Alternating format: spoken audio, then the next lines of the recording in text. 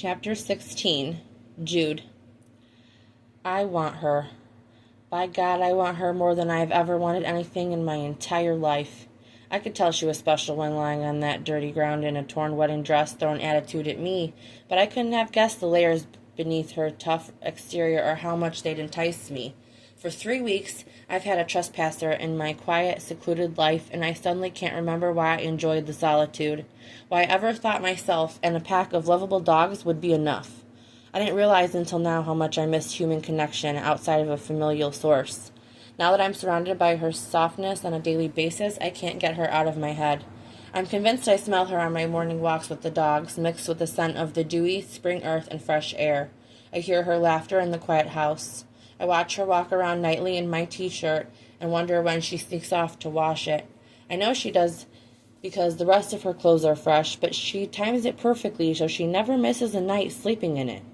The sight makes me even more desperate to peel it off her body and run my hands up the curves I imagine underneath. Yet, at the same time, I question my ability to be vulnerable.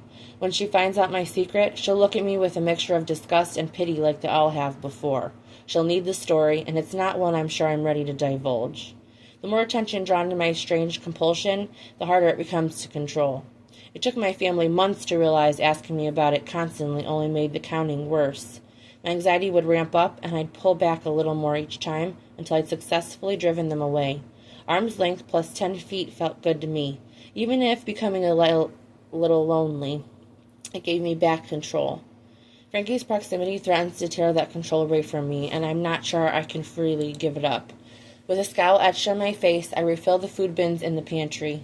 My movements are heavy, my footsteps loud. Items crash against one another as I push them carelessly out of my way. A startling tone rings from my back pocket. I yank my phone out and answer it bitterly. Hello?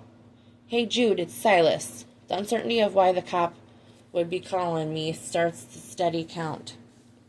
The unprogrammed numbers tell me this is official and not a friendly call.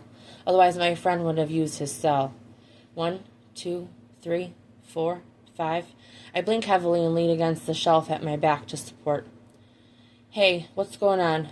I hear through the grapevine that you've got a woman named Frankie staying with you. Is that right? I swallow thick and clench my hand at my side. The pace picks up. 6, 7, 8, 9, 10. Exhale. Yeah, she's staying here. Something wrong? No, nothing's wrong. We have some of her items at the station. I wanted to see if you'd be able to bring her by. I deflate like a prickled balloon. The anxiety ceases as quickly as it turned on. Only a residual tiredness remains, but that will fade into the background with time and distance.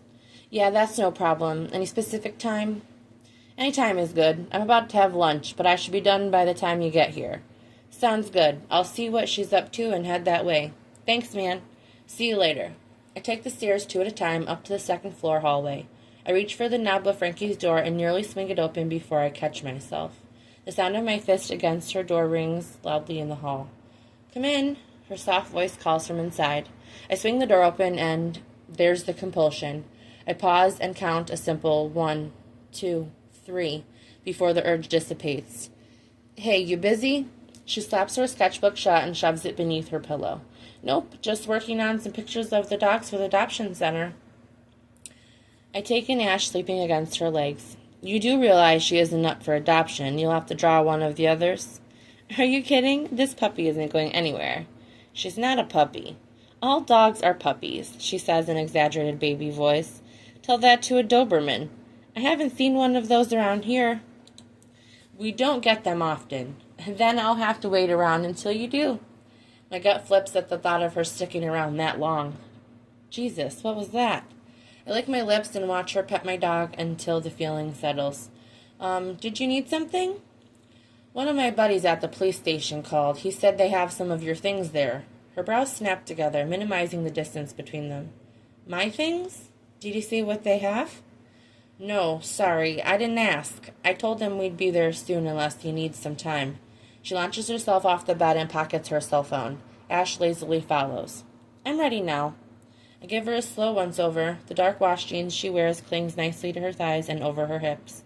The lilac-colored long-sleeve shirt stretches tight across her chest and hangs slightly around her stomach.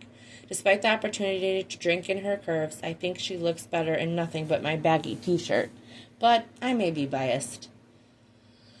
Hey, Silas, I greet when we walk into the station 20 minutes later. Frankie took her time petting the puppies as we sequestered them to the lower level. The dogs stay there when I'm gone so the employees can use the staff entrance and not have access to my entire house. Thanks for coming by. Silas opens the door to the right and gestures us through. This will just take a second. What kind of items did you find? Frankie asks. Her hand brushes mine with every step, and I beat back the impulse to take her fingers in my hold. Not here. Not where so many questions can be asked. I don't have any answers to provide. Just some personal effects. He steps back so we can enter a small office, and he takes his seat at a silver metal desk. This familiar? That's my purse. She picks up the small brown bag. Where'd you lose them? Silas asked. I watched him carefully. This appears to be friendly questioning more than interrogation of some kind. I forgot it in a gas station bathroom a couple of weeks ago. By the time I went back, it was gone. I can't believe someone found it. You're lucky someone turned it in. You should check that everything's in order. Frankie digs through the small zippered pouch. She pulls out a clunky, ancient-looking phone. My cash is gone, so is my card, but I already had canceled it. It looks like my ID, social security card, and my birth certificate are all here. That's a lot of important documents in one place. Your identity could have been stolen. Silas leans forward casually and rests his elbow on his desk. I was moving across the country. Things got held up when my purse went missing.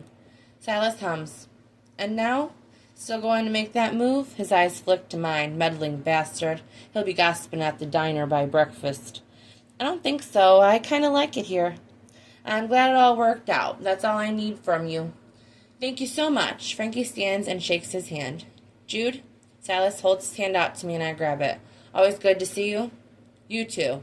Hope to see you around again, Frankie. Don't let this guy keep you from having a little fun. Frankie pauses at the door and turns over her shoulder to meet Silas's eyes. Don't worry. Jude and I are having plenty of fun.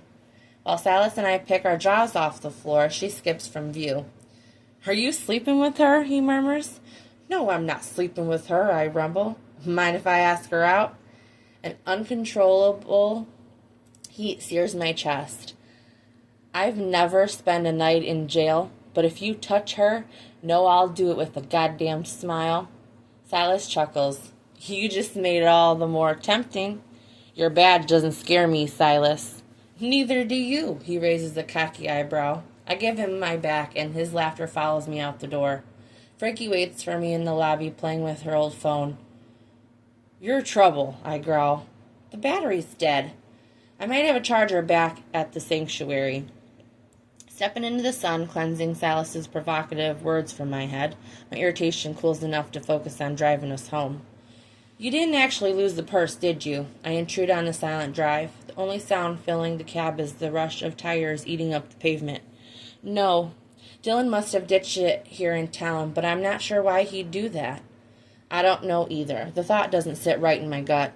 I don't know what I need this from for now that you bought me a new one. She holds up her old phone, now a useless block of wires and plastic. I programmed all the important numbers into the other one already. Is it a smartphone? It had some capabilities, but I couldn't use social media apps or video chat. Does it have location services? I think so. I could use maps to get where I needed to be. Your ex have that information? She shrugs. Probably. I pluck the phone out of her fingers and chuck it out my open window. Pieces of black plastic splinter in my side mirror. Hey, I just got that back. Do you want me to turn around and go get it? Her huff fills the cab. No. I check the rearview mirror, then take a left turn. Then why are you pouting? I'm jealous I didn't get to throw it out the window. Not only did it look like fun, but it would have felt really symbolic.